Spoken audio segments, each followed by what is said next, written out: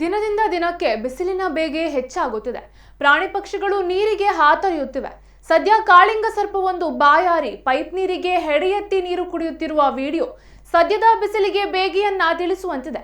ನಂದಳಿಕೆಯ ಸಿರಿಜಾತ್ರೆಯ ಪ್ರಚಾರದಲ್ಲೂ ಪಕ್ಷಿಗಳಿಗೆ ನೀರುಣಿಸುವ ಪಾತ್ರೆ ಇಡುವ ವಿನ್ಯಾಸದ ಪ್ರಚಾರ ಸ್ತಂಭವನ್ನ ಎಲ್ಲೆಡೆ ಇರಿಸಲಾಗಿದ್ದು ಸಾಕಷ್ಟು ಪಕ್ಷಿಗಳು ದಾಹ ತೀರಿಸಿಕೊಳ್ಳುತ್ತಿವೆ. ಮಾರ್ಚ್ ತಿಂಗಳಲ್ಲೇ ಅತ್ಯಧಿಕ ಉಷ್ಣಾಂಶ ದಾಖಲಾಗಿದೆ.